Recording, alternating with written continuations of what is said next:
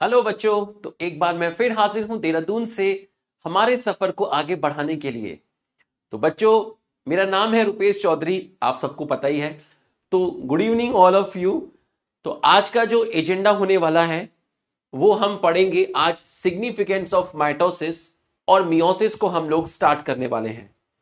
बच्चों, कल का जो रिवीजन लेक्चर है वो मैंने 5:45 पर आप अपलोड करा दिया था। दो चीजों में मेरा बैकलॉग है अभी।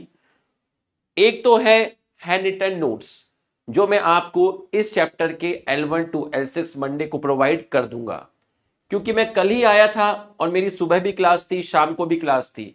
फिर मेरी आज सैटरडे है, सुबह भी क्लास थी और अभी शाम को क्लास है। संडे, मंडे, ट्यूसडे मेरी कोई क्लास नहीं होती। इन 3 दिन ऐसे नहीं बोलना चाहिए, PW वाले क्लास लगा देंगे। बच्चों, संडे, मंडे, ट्यूसडे में मैं थोड़ा फ्री रहता हूं, तो संडे को बैठ के मैं आपके पूरे हैंड रिटन नोट्स लिखूंगा और डीपीपी जो सेल साइकिल का जो डीपीपी है उनके वीडियो सॉल्यूशन बनाऊंगा और फिर मंडे से मैं वापस से मुख्य धारा में जुड़ जाऊंगा। ठीक, थोड़ा सा डिले इसलिए हुआ क्योंकि थोड़ी आउटिंग रही नोएडा में। दूसरा, रिजल्ट सेलिब्रेशन पे बिजी रहे, बच्चों के रिजल्ट आते थे, उस चीज पे थोड़ा सा बिजी हो गए थे। ठीक है, तो ये चीज है, आपको अपडेट करना भी जरूरी होता है, इसलिए मैंने कहा मैं आपको अपडेट कर देता हूं।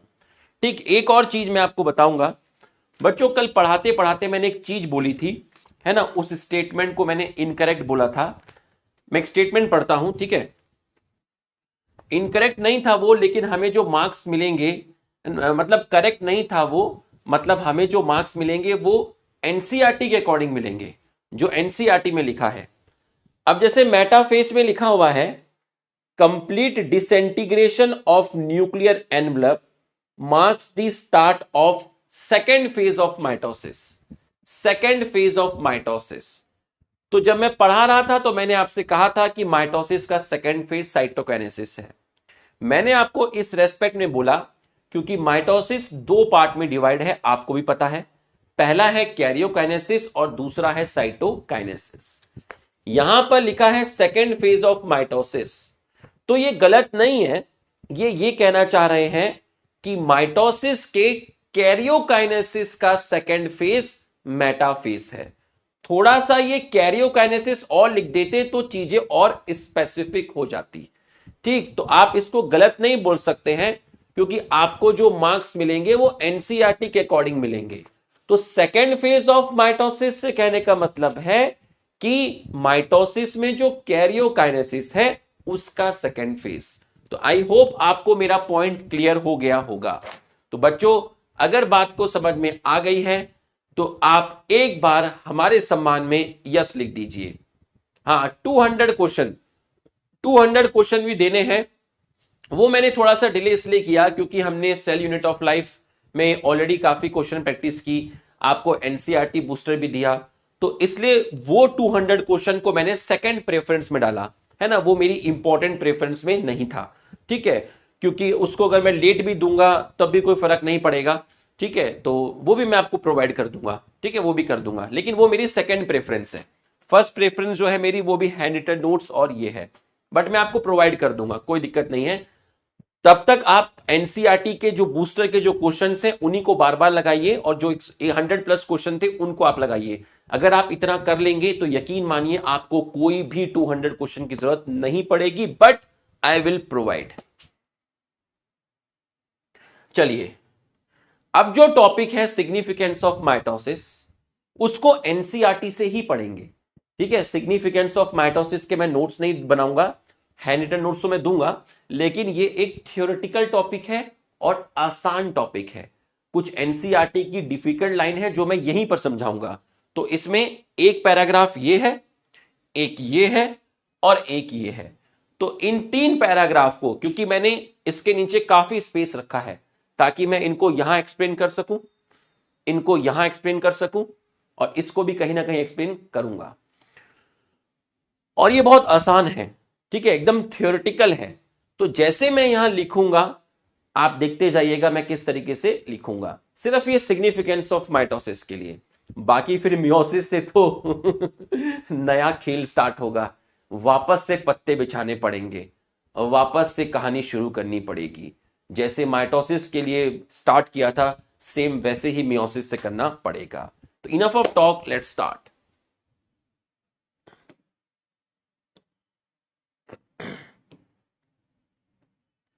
माइटोसिस, माइटोसिस और इक्वेशनल डिवीजन। इक्वेशनल डिवीजन क्यों बोलते हैं बता चुका हूं, क्योंकि डॉटर और पेरेंट सेल के अंदर क्रोमोसोम का नंबर सेम रहता है, usually restricted to diploid cell only. तो ऐसा नहीं है कि माइटोसिस सिर्फ डिप्लॉयड सेल में होता है। जब आपको पढ़ाया गया था तो बताया था कि एनिमल के केस में माइटोसिस यूजुअली डिप्लॉयड सेल में होता है और प्लांट में माइटोसिस हैप्लॉयड और डिप्लॉयड सेल दोनों में होता है।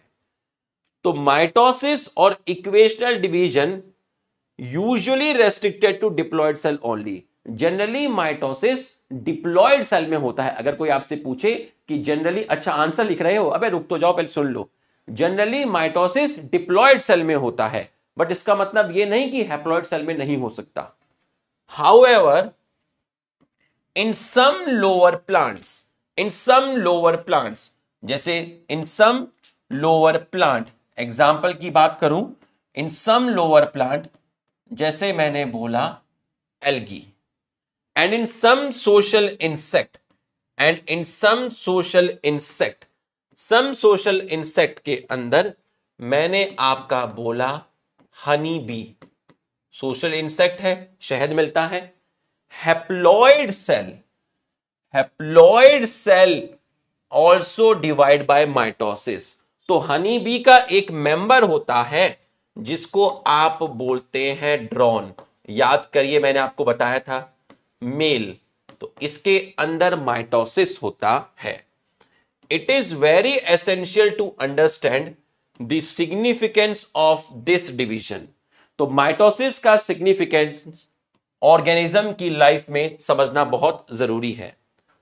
Are you aware of some example where you have study about haploid and diploid insect? Yes, honey bee के अंदर जो रानी मक्खी होती है, queen,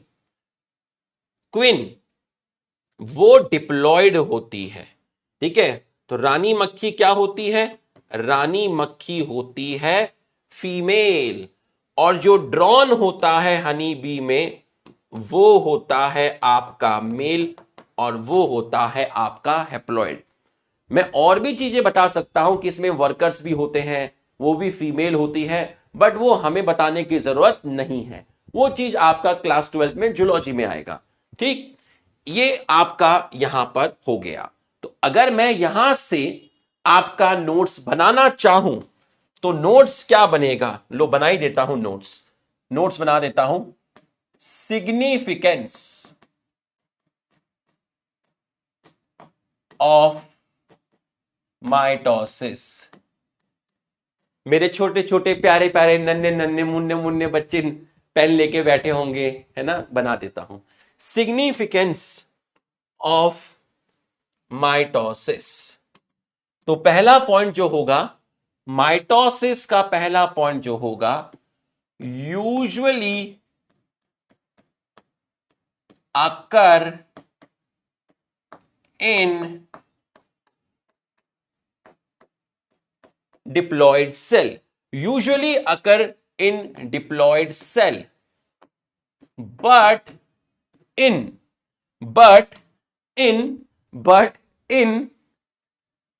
lower plants,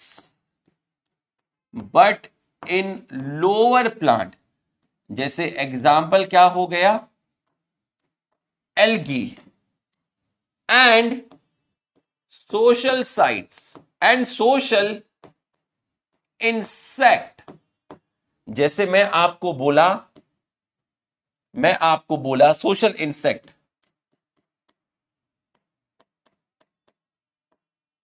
honey bee, और हनी बी में कौन? हनी बी के अंदर मेल को बोलते हैं ड्रोन। इनके अंदर आपका haploid cell undergo mitosis. Haploid cells undergo mitosis. ठीक, और लास्ट आपसे पूछा था कि आप क्या कुछ ऐसे इंसेक्ट को जानते हैं जिसमें हैप्लॉयड और डिप्लॉयड दोनों होते हों। तो इंसेक्ट के अंदर हमने बात किया हनी बी के बारे में। इसमें जो क्वीन होती है वो डिप्लॉयड होती है और जो ड्रोन होता है मेल वो आपका हैप्लॉयड होता है। तो ये हमने आपका नोट्स बना दिया है, बेहतरीन नोट्स। ठीक, देखिए मैं हंस रहा हूं, इसका मतलब अभी मामला रिलैक्स है। ठीक है, जब मैं सीरियस हो जाऊंगा तब आप भी सीरियस हो जाना। ठीक है, लेकिन आप फिर भी पूरा फोकस करके बैठना, अच्छे से समझना। ठीक है, ये मैंने आपको बताया। अब जरा हम इसका क्वेश्चन करते हैं, बताइए आंसर फिर से। Mitosis is equational division restriction to haploid cell only. Haploid नहीं, diploid. In some lower plant and social insect haploid cells also divide by meiosis. Meiosis नहीं, आपका माइटोसिस। बोथ आर करेक्ट नहीं, both are incorrect. तो आपका answer जाएगा option D. आपका answer जाएगा option D. ठीक, चलिए अब इस पैराग्राफ को समझ लेते हैं, फिर हम वापस से, ये हमारा एक स्लाइड हो गया सिग्निफिकेंस ऑफ माइटोसिस में, इसका मैंने नोट्स बना दिया यहां। ठीक, और अब इसका नोट्स, क्योंकि ये वाली जो लाइन है ना थोड़ी सी, कौन सी, ये वाली लाइन थोड़ी सी जटिल है, डिफिकल्ट है। डिफिकल्ट ऐसा नहीं है, बहुत इजी है, लाइन थोड़ा सा आपको डिफिकल्ट लगेगी, लेकिन मैं भी आपको ऐसा सिंपल करूंगा। देखिए, mitosis usually result in production of diploid daughter cell with identical genetic complement. भाई इसका मतलब क्या हुआ, इसका मतलब क्या हुआ। ठीक है, अब ये नोट्स बन गए, इसके बाद आप क्या लिखेंगे। माइटोसिस डिप्लॉयड डॉटर सेल में होता है। आप पढ़ चुके हो कि भैया अगर ये एक सेल है, ये 2n है, ये डिप्लॉयड है, तो ये माइटोसिस करके आपकी डिप्लॉयड सेल ही बनाएगी, डिप्लॉयड सेल बनाएगी। अगर यहां क्रोमोसोम का नंबर 10 है तो माइटोसिस खत्म होने के बाद यहां भी क्रोमोसोम 10 होंगे, यहां भी क्रोमोसोम 10 होंगे। मतलब दोनों का जो जेनेटिक कॉम्प्लीमेंट है वो सेम है। ये आपकी कौन सी सेल है, पेरेंट सेल है। ये आपकी कौन सी सेल है, डॉटर सेल है। तो दोनों का क्रोमोसोम का नंबर और डीएनए का अमाउंट सेम है। इसका मतलब अगर कोई आपसे पूछे इन दोनों में क्रोमोसोम एंड डीएनए सेम है, इसको बोलते हैं आइडेंटिकल जेनेटिक कॉम्प्लीमेंट। इसको बोलते हैं आइडेंटिकल जेनेटिकल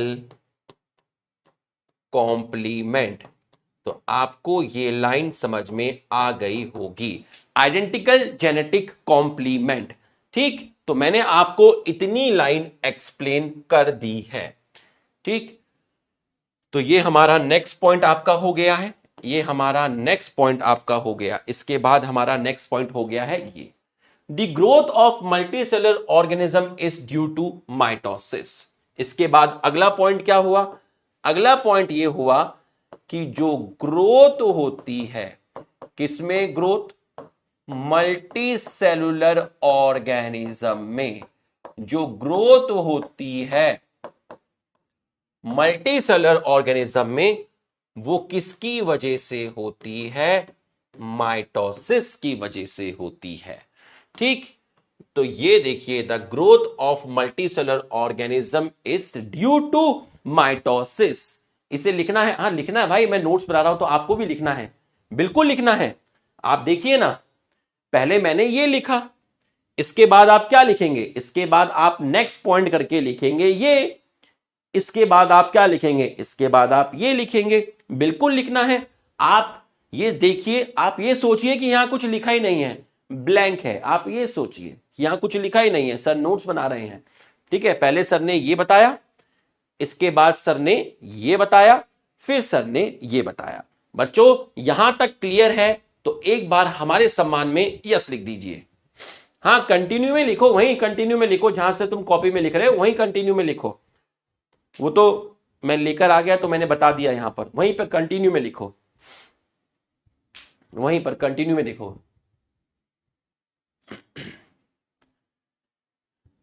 हाँ वहीं कंटिन्यू में लिखो मैं तो लिख ही रहा हूं, अलग अलग से लिख रहा हूं पूरा का पूरा।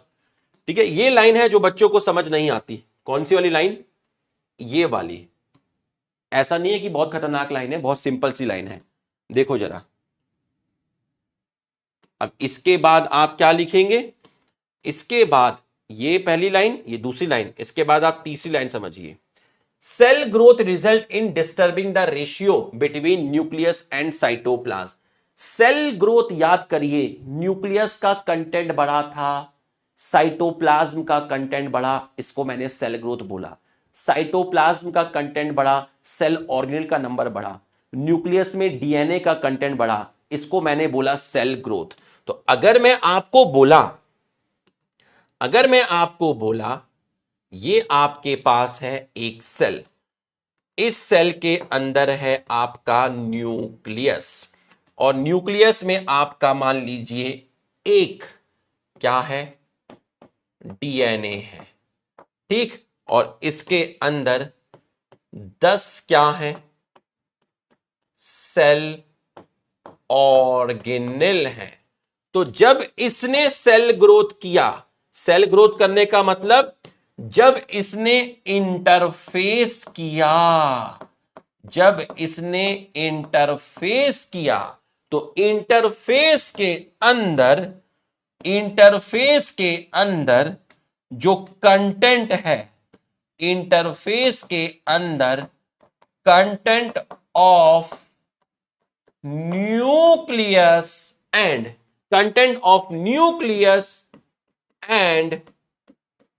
साइटोप्लाज्म। बताइए कंटेंट हाफ हुआ या डबल हुआ? कंटेंट हाफ हुआ या डबल हुआ? जब एक पेरेंट सेल ने, ये एक पेरेंट सेल है, जब एक पेरेंट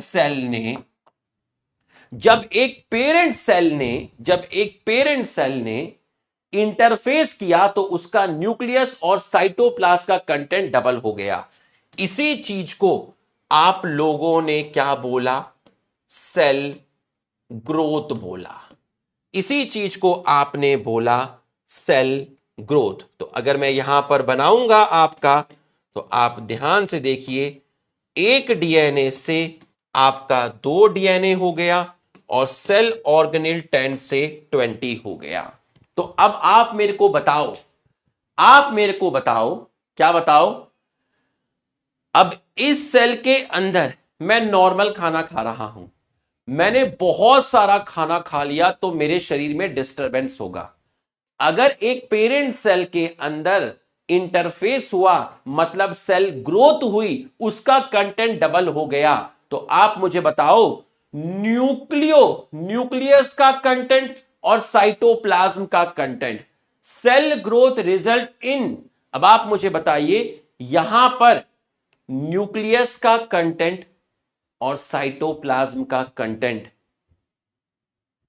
डिस्टर्ब हुआ या नहीं हुआ? यहां पर न्यूक्लियस का कंटेंट और साइटोप्लाज्म का कंटेंट डिस्टर्ब हुआ या नहीं हुआ? लिख के बताइए यस और नो। पहले नॉर्मल था इतना, अब डबल हो गया, तो न्यूक्लियस और साइटोप्लाज्म का कंटेंट डिस्टर्ब हुआ या नहीं हुआ? हुआ भाई, हुआ। ये देखिए, cell growth result in disturbing the ratio between nucleus and cytoplasm. इसका मतलब ratio between nucleus and cytoplasm आपका डिस्टर्ब हो गया। अरे आपका डिस्टर्ब हो गया तो क्या करें? मेंटेन करने के लिए क्या करे?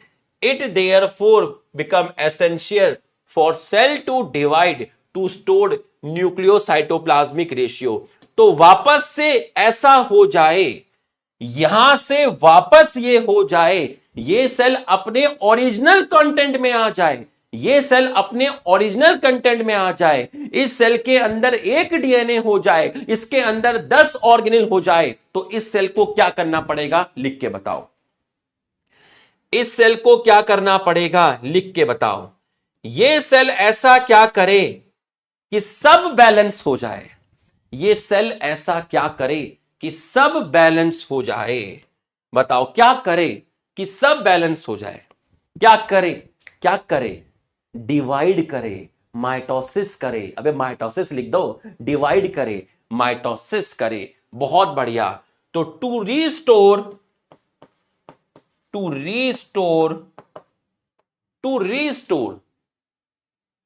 Nucleocytoplasmic ratio, nucleocytoplasmic ratio, to restore nucleocytoplasmic ratio, this cell undergo mitosis. और जब ये सेल माइटोसिस करेगी तो बताने की जरूरत नहीं है क्या होगा। जब ये सेल आपकी माइटोसिस करेगी तो सबको पता है कि क्या होगा, सबको पता है कि क्या होगा। 1 1 10 10। ये लो, हो गया पूरा का पूरा। तो पहले ये लिखना, इसके बाद जो तुम्हारी कॉपी में जगह है ये लिखना, फिर तुम्हारी कॉपी में जो जगह है ये लिखना। तो एक एक लाइन आपकी क्लियर कर दी है। बच्चों यहां तक आपको समझ में आया तो आप यस लिखिए। यहां तक आपको समझ में आया तो आप यस लिखिए। यहां तक आपको समझ में आया तो आप यस लिख दीजिए, क्योंकि हमारा सम्मान बने रहना जरूरी है। फटाफट यस लिख दीजिए। ऐसा लगा जैसे सेम सेम ऐसे लगा जैसे सेम सेम। ठीक है भाई देखो इजी है, अभी कुछ ऐसा खतरनाक आया नहीं है ना। अब ये लास्ट लाइन देख लीजिए। Very significant contribution of mitosis is cell repair. Contribution cell repair. तो नेक्स्ट, इसके बाद अपनी कॉपी में लिखना, इसके बाद अपनी कॉपी में लिखना, mitosis helps in cell repair.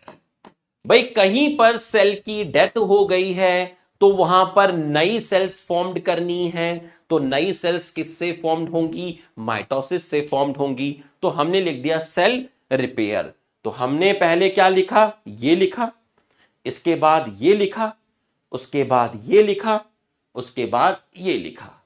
ठीक। The cell of upper layer of epidermis, cells of gut and blood cells are being constantly replace. अब ये वाली जो लाइन है ये जूलॉजी की है। ठीक, तो मैं उतना ही बताऊंगा जितना से हमारा काम चल जाए। बच्चों जो स्किन सेल होती है उसमें जो सबसे ऊपर वाली लेयर है, जो सेल्स है आपकी, वो है एपिडर्मिस। तो वहां पर सेल की डेथ होती रहती है और नई सेल्स फॉर्म्ड होती रहती है। ब्लड सेल्स, आपने आरबीसी सुना होगा, 9वीं क्लास में शायद आपने पढ़ा होगा। आरबीसी का अपना एक लाइफ स्पैन होता है, शायद 120 डेज होता है।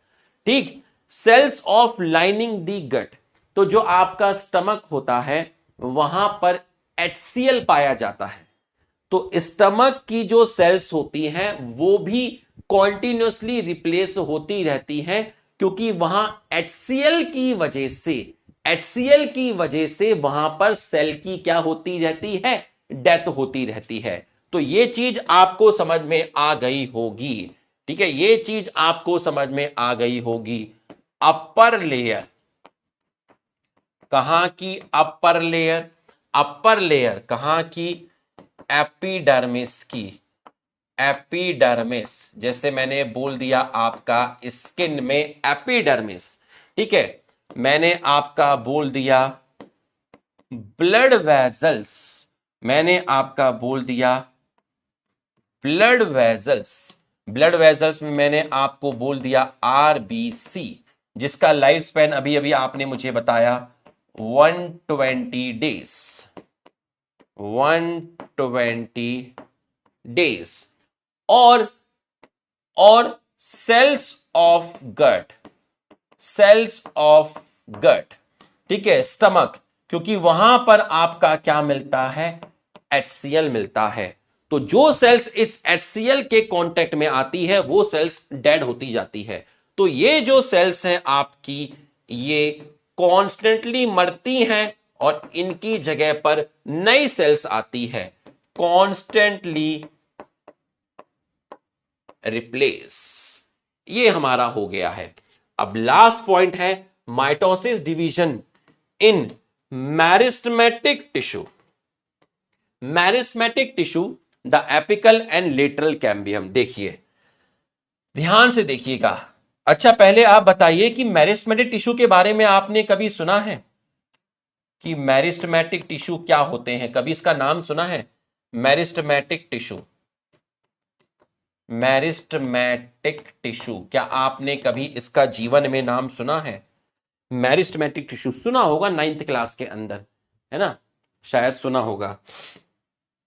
मैरिस्टेमेटिक टिश्यू वो टिश्यू जिनकी, अरे ये जग सुना सुना लागे मैरिस्टेमेटिक टिश्यू वो टिश्यू है जिनकी सेल कॉन्टिन्यूसली डिवाइड करती है, ठीक है। तो मैरिस्टेमेटिक टिश्यू वो टिश्यू है जिनकी सेल्स कॉन्टिन्यूसली आपकी डिवाइड करती है, ठीक है, डिवाइड करती हैं। जब सेल यंग होती है, ग्रोइंग स्टेट में होती है, तो वो कॉन्टिन्यूसली क्या करती है, डिवाइड करती है। तो मैरिस्टेमेटिक टिश्यू की सेल्स कॉन्टिन्यूसली डिवाइड करती है। जैसे मैं आपको एग्जांपल बोलूं, ठीक है, मैं आपको एग्जांपल बोलूं, ये है आपका सॉइल सरफेस, ये है आपका सॉइल सरफेस, और सॉइल में नीचे आपकी है रूट, ये है सॉइल में नीचे रूट, और ऊपर है आपकी सॉइल में है शूट। तो मान लीजिए ये है आपकी शूट, मतलब स्टेम मान लीजिए, और ये है आपकी रूट। तो शूट के टिप पर, शूट के टिप पर मैरिस्टेमेटिक सेल्स मिलती हैं और रूट के टिप पर मैरिस्टेमेटिक सेल मिलती हैं, ठीक है। तो ये जो आपको दिख रहा है ये है MC और ये है MC। तो शूट के टिप पर, शूट के टिप पर, ये किसका टिप है, शूट का टिप है। ये किसका टिप है, रूट का टिप है। और MC का मतलब मैं यहां लिख देता हूं, MC का मतलब होता है बच्चों मैरिस्टेमेटिक सेल, मैरिस्टेमेटिक सेल। तो शूट के टिप पर मैरिस्टेमेटिक सेल मिलती है और रूट के टिप पर मैरिस्टेमेटिक सेल्स मिलती है, ठीक है। तो रूट के टिप पर और शूट के टिप पर जो मैरिस्टेमेटिक सेल्स मिलती है उसको बोलते हैं एपिकल मेरिस्टेम, उसको बोलते हैं एपिकल मेरिस्टेम। शूट के टिप पर और रूट के टिप पर जो मैरिस्टेमेटिक सेल्स मिलती हैं जो कंटिन्यूअसली डिवाइड कर रही हैं, तो इसको बोला एपिकल मेरिस्टेम, इसको बोला एपिकल मेरिस्टेम। तो इसको हम बोलते हैं, इनको हम बोलते हैं शूट एपिकल मेरिस्टेम और इसको बोलते हैं रूट एपिकल मेरिस्टेम। इसको बोलते हैं शूट एपिकल मेरिस्टेम, इसको बोलते हैं रूट एपिकल मेरिस्टेम। तो जो ये आपका है इसको बोलते हैं शूट एपिकल मेरिस्टेम, और जो ये मैरिस्टेमेटिक सेल है रूट की टिप पर इसको बोलते हैं रूट एपिकल मेरिस्टेम। फिर से बोलता हूं, शूट के टिप पर जो मैरिस्टेमेटिक सेल्स मिलती है उसको बोलते हैं शूट एपिकल मेरिस्टेम। रूट के टिप पर जो मेरिस्मेटिक सेल्स मिलती हैं उनको बोलते हैं रूट एपिकल मेरिस्टेम। बच्चों ये पॉइंट समझ में आया तो एक बार हमारे सम्मान में यस लिख दीजिए।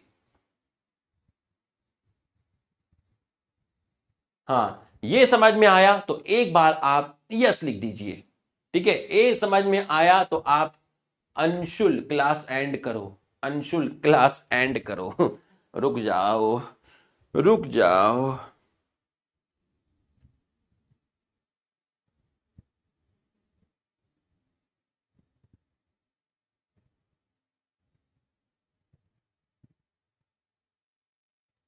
सर जी क्लास खत्म होने के बाद ना अंशुल है चैट में, इसका सब्सक्रिप्शन कैंसिल करना है। चलो, तो अगर मैं तुमको बोला, ये तुमको समझ में आ गया है। ठीक है, ये तुमको समझ में आ गया है, शूट एपिकल मेरिस्टेम और रूट एपिकल मेरिस्टेम। ठीक, चलिए अब अगर मैं आपको बोला, अब शूट एपिकल मेरिस्टेम की सेल कॉन्टिन्यूसली डिवाइड करेगी और रूट एपिकल मेरिस्टेम की सेल भी कॉन्स्टेंटली डिवाइड करेगी, तो डिवाइड करने से क्या होगा, डिवाइड करने से क्या होगा, देखिए क्या होगा, डिवाइड करने से क्या होगा, जरा आप देखिए क्या होगा, डिवाइड करने से क्या होगा, जरा देखिएगा, डिवाइड करने से आपका क्या होगा, डिवाइड करने से शूट की लेंथ बढ़ेगी, डिवाइड करने से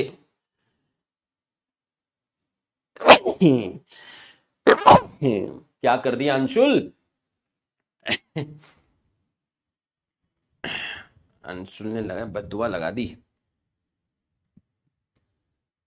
सर जी कुछ नहीं करना है ना, अंशुल तो अच्छा लड़का है, किसी का कोई सब्सक्रिप्शन कैंसिल नहीं करना है ना, छोटे बच्चे हैं, अगर इस उम्र में बदमाशी और शरारती नहीं करेंगे तो कब करेंगे, हम भी करते थे जब हम अपने टाइम में थे, है ना, कुछ नहीं करना है।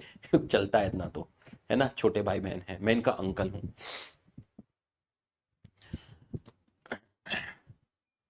अच्छा 22 पे कर रखा था, ठीक है भाई, तो यहां तक आपको समझ में आ गया है।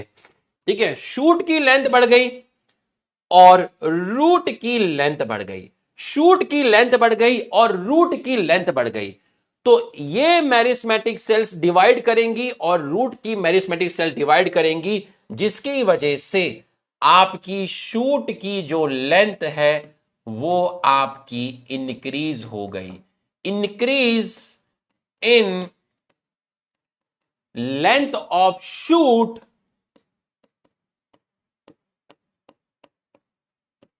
And root. अगर इतनी सी बात पे टीचर को गुस्सा आ जाए तो फिर टीचर में सहनशीलता ही कहां है ना। बच्चों यहां तक आपको समझ में आया तो आप यस लिखिए। ठीक है, यहां तक आपको समझ में आया तो आप यस लिखिए। मैंने किसी को कोई वॉइस नोट सेंड ही नहीं किया था। ठीक, यहां तक आपको समझ में आया तो आप यस लिखिए। ठीक है, यहां तक आपको समझ में आया तो आप यस लिखिए। Mitotic division in meristematic tissue the apical, apical तक आपको समझ में आ गया। और लेटरल कैम्बियम, कैम्बियम का मतलब है meristematic cell, lateral cambium, lateral cambium मतलब, लेटरल कैम्बियम का मतलब है लेटरल साइड में शूट और रूट की लेटरल साइड में जो सेल्स है, शूट और रूट की लेटरल साइड में जो सेल है, जो मेरिस्मेटिक सेल्स है, शूट और रूट की लेटरल साइड में जो मेरिस्मेटिक सेल है उसको बोलते हैं लेटरल कैम्बियम। बस इसके बारे में इससे ज्यादा कुछ नहीं जानना, जब प्लांट एनाटॉमी पढ़ाऊंगा तब इसके बारे में पढ़ेंगे। यहां तक आपको समझ में आ गया है, जिसकी वजह से कॉन्टिन्यूअस ग्रोथ होती है प्लांट में थ्रू आउट देयर लाइफ। तो प्लांट में जो ग्रोथ है वो कॉन्टिन्यूअस होती है, रूट की लेंथ बढ़ती है और शूट की लेंथ बढ़ती है, क्योंकि प्लांट के अंदर मेरिस्मेटिक टिश्यू आपके प्रेजेंट होते हैं। चलिए भैया, हो गया सिग्निफिकेंस ऑफ माइटोसिस का नोट्स कंप्लीट। तो सबसे पहले आपके सर ने ये लिखाया, इसके बाद आपको कॉपी में ये लिखाया, फिर ये लिखाया, फिर कॉपी में ये लिखाया, फिर ये लिखाया, फिर ये लिखाया। तो लेटरल मेरिस्टेम जो था आपका, वो आपका स्टेम और रूट के लेटरल साइड पे जो सेल है, lateral side of root and stem पर जो आपकी सेल है उसको बोलते हैं लेटरल मेरिस्टेम, लेटरल मेरिस्टेम। तो ये आपको समझ में आ गया है, ठीक। तो ये भी मेरिस्मेटिक है और शूट और रूट की टिप पर जो है वो भी मेरिस्मेटिक है, ठीक। ये आपको समझ में आ गया। चलो अब इसका आंसर बताओ। Mitosis produce diploid daughter cell with non identical genetic complement. Non identical नहीं, आपका आइडेंटिकल जाएगा। Growth of multicellular organism due to meiosis. Multicellular organism की जो ग्रोथ होती है वो मियोसिस की वजह से नहीं होती, वो आपकी माइटोसिस की वजह से होती है। तो जो ग्रोथ होती है आपकी, ठीक है, वो आपकी मियोसिस की वजह से नहीं होती है, वो आपकी माइटोसिस की वजह से होती है। ये हो गया गलत। Cell growth result in disturbing ratio between nucleus and cytoplasm, so cell divide to maintain और restore nucleocytoplasmic ratio. Mitosis do not contribute in cell repair. Mitosis contribute in cell repair. Cells of upper layer of epidermis lining of blood vessels are being constantly replaced. देखिए जरा क्या लिख रहे हैं, C लिख रहे हैं। Mitosis occur in mesenchymal tissue, apical, lateral cambium, result in limited growth. Limited growth नहीं, unlimited growth। तो आपका ये भी गलत हो गया। एक और दो, दो आपके सही हैं, तो ऑप्शन जाएगा डी, ऑप्शन जाएगा डी। ठीक से पढ़ना है, ठीक से पढ़ना है। ऑप्शन जाएगा आपका डी, ठीक है, बहुत बढ़िया। तो ये हमारा क्वेश्चन बना इन दो पैराग्राफ के ऊपर। चलिए अब डाल देंगे हेडिंग मियोसिस। अब करते हैं खेल शुरू, अब हम करते हैं खेल शुरू। डालो बड़ा बड़ा हेडिंग, मियोसिस।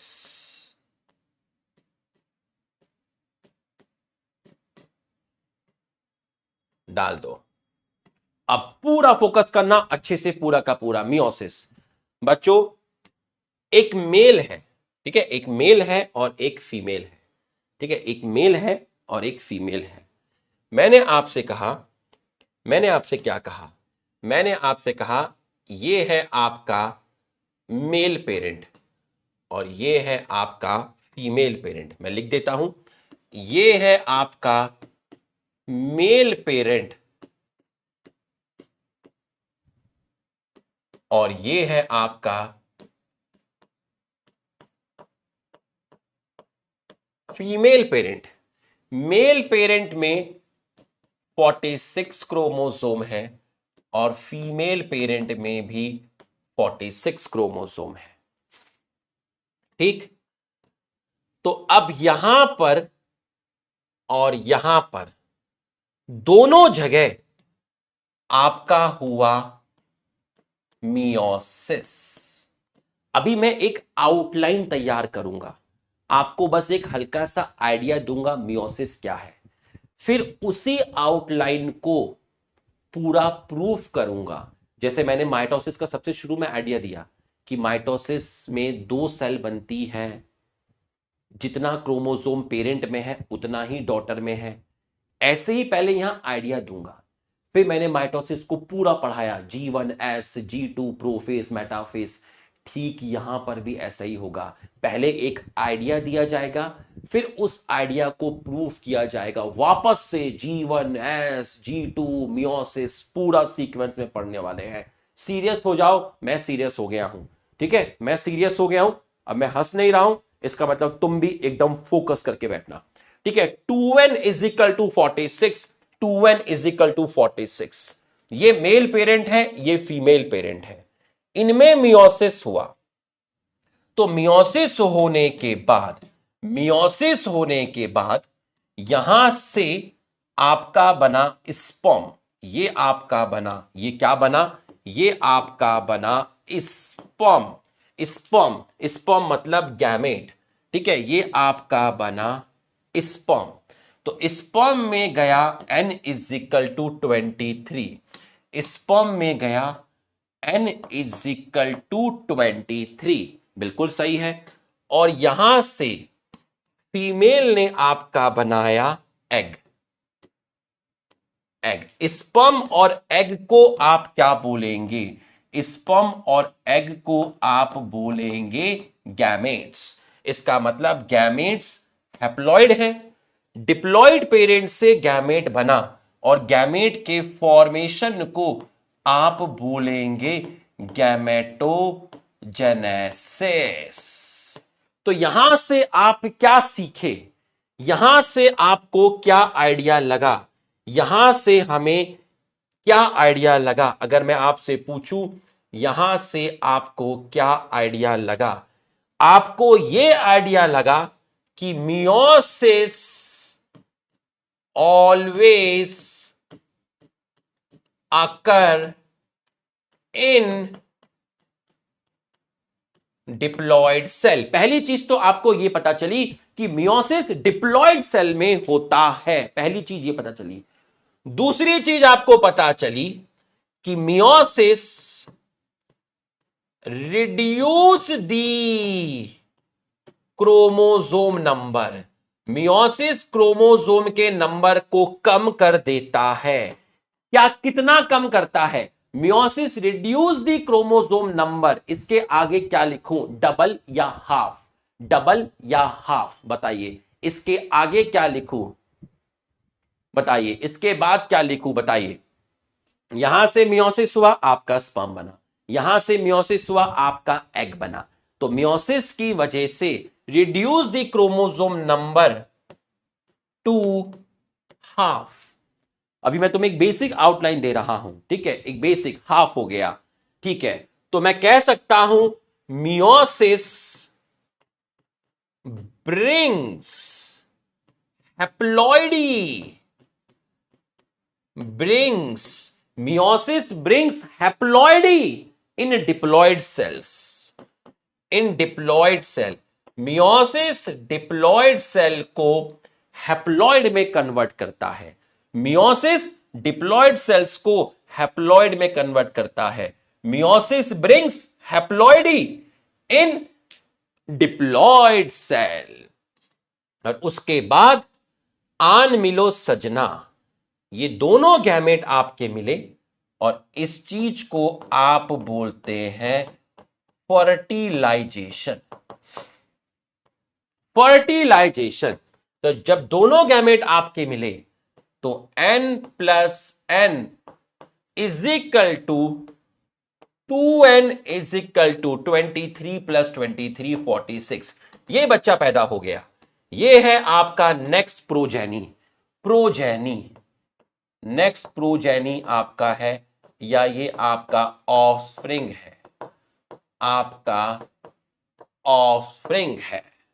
तो आप देखिए पेरेंट्स में जितने क्रोमोसोम थे उतने ही क्रोमोसोम बच्चे के अंदर है। तो आप एक सवाल का जवाब दीजिए, कौन सा स्टेप है? तो आप एक सवाल का जवाब दीजिए, मैं एक सेंटेंस बोलता हूं, बताना ट्रू है या फॉल्स है, ठीक। Fertilization restore the original condition in offspring. Fertilization restore the original number of chromosome in offspring. Fertilization restore the original number of chromosome in offspring. ये लाइन सही है, ट्रू है या फॉल्स है बताइए। फर्टिलाइजेशन की वजह से वापस से नेक्स्ट जनरेशन डिप्लॉयड हो गई, बिल्कुल सही है। तो fertilization restore the, fertilization restore the original number of chromosome in next generation, in next generation, gametes always haploid, gametes always haploid, gametes आपके डिप्लॉयड सेल से आए, आपके हैप्लॉयड आ गए। ठीक, यहां तक आपको समझ में आया तो आप यस लिख दीजिए। यहां तक आपको समझ में आ गया है तो आप यस लिख दीजिए। यहां तक आपको समझ में आया तो आप यस लिख दीजिए। यहां तक आपको समझ में आ गया है तो आप यस लिख दीजिए। यहां तक आपको समझ में आया है तो आप यस लिख दीजिए।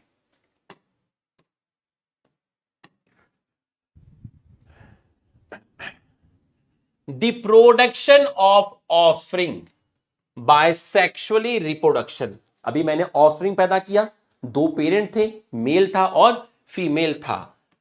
Fusion of two gamete, fusion of two gamete जिसको आपने बोला फर्टिलाइजेशन, और दोनों गैमेट में हैप्लॉइड सेट ऑफ क्रोमोसोम थे, मतलब 23 था। गैमेट बने हैं एक स्पेशलॉइड डिप्लॉयड सेल से, सही है।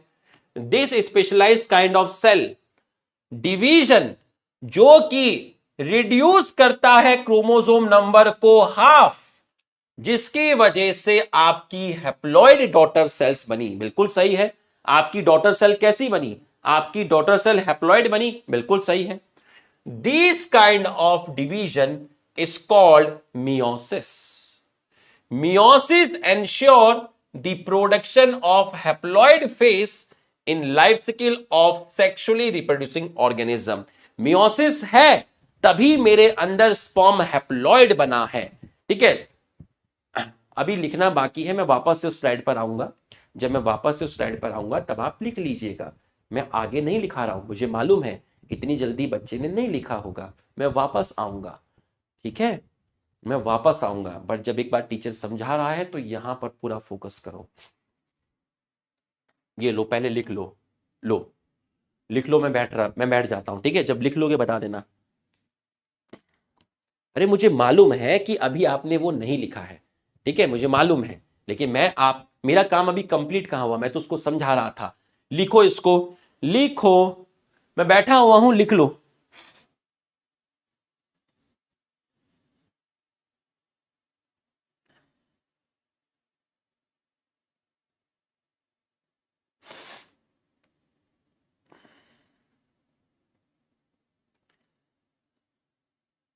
मैंने तेरा नाम लिख दिया, तेरा नाम लिख दिया, पहली नजर में बनी है। डन। अरे छोटे छोटे बच्चे हैं, ख्याल रखना पड़ता है, बिदक जाते हैं। ठीक, आ जाओ, आ जाओ भाई, फटाफट आ जाओ। ठीक, फर्टिलाइजेशन की वजह से वापस से रिस्टोर्ड हो गया डिप्लॉयड फेस। तो मियोसिस के बारे में हमें कब पता चला? जब गैमेटोजेनेसिस हुआ। गैमेटोजेनेसिस का मतलब है किसका फॉर्मेशन हुआ? गैमेट का फॉर्मेशन हुआ। कहां पर? प्लांट में और एनिमल में, जिसकी वजह से हैप्लॉइड गैमेट आपके बन गए हैं। हैप्लॉइड गैमेट आपके बन गए हैं। चलो, इस सवाल का जवाब दीजिए, इस सवाल का जवाब दीजिए, इस सवाल का जवाब दीजिए, इस सवाल का जवाब दीजिए। Uncle OP. अरे दीवाने, यहां देख। Production of offspring by sexual reproduction include fusion of gamete each with diploid नहीं, हैप्लॉइड। गलत हो गया। ठीक, gametes formed by haploid cells, gamete forms by haploid cell. बच्चों अब जरा ध्यान से देखिएगा, gametes formed by haploid cell यहां होना चाहिए था ड्यू टू मियोसिस। ये पूरा का पूरा सेंटेंस है, ये सेंटेंस है। अब बताओ ये सही है या गलत है? Gametes formed by haploid cell due to meiosis, गलत हो गया। यहां हैप्लॉइड की जगह आना था डिप्लॉयड, ये गलत हो गया। Gamete formed by diploid cells due to meiosis, अब सही होता, gamete formed by diploid cell due to meiosis, ठीक। Meiosis maintain the same chromosome number and produce haploid daughter cell. Meiosis maintain नहीं, meiosis reduce the chromosome number, ये आपका गलत हो गया, ठीक है। क्या लिख रहे हैं, डी लिख रहे हैं, डी लिख रहे हैं।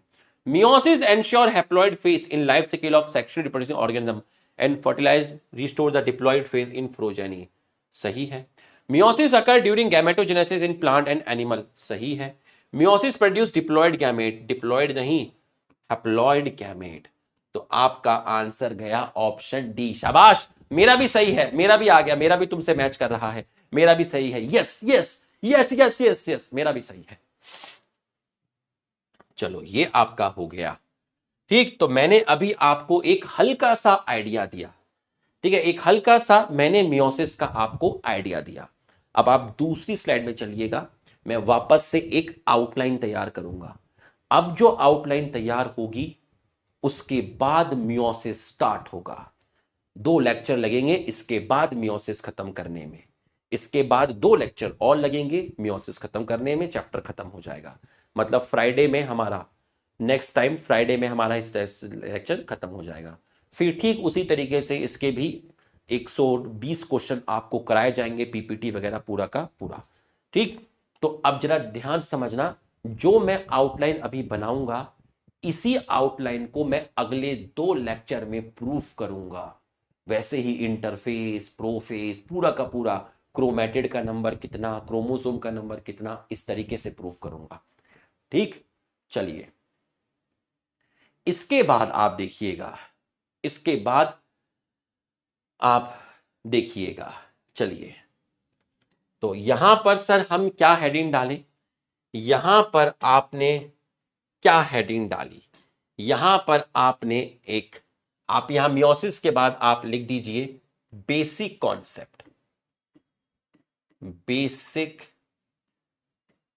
कॉन्सेप्ट 1, ये आप हेडिंग डाल दीजिए, ठीक। और अब आप हेडिंग डालेंगे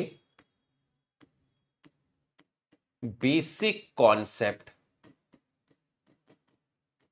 2, बेसिक कॉन्सेप्ट 2, ठीक, समझिए। अब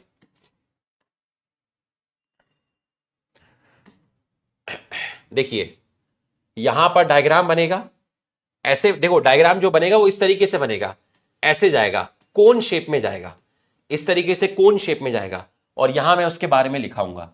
मतलब इस तरीके से मैं लिखने वाला हूं, जो डायग्राम मेरा बनेगा वो इस तरीके से बनेगा, और यहां मैं उसके बारे में लिखूंगा, थोड़ा बहुत मैं यहां भी लिखूंगा। तो आपको मैंने आइडिया दे दिया, मेरा जो डायग्राम बनेगा वो इस पैटर्न में बनेगा, और उसके बारे में मैं यहां भी लिखूंगा और थोड़ा बहुत यहां भी लिखूंगा। तो अब आपको मैंने एक आइडिया दे दिया है।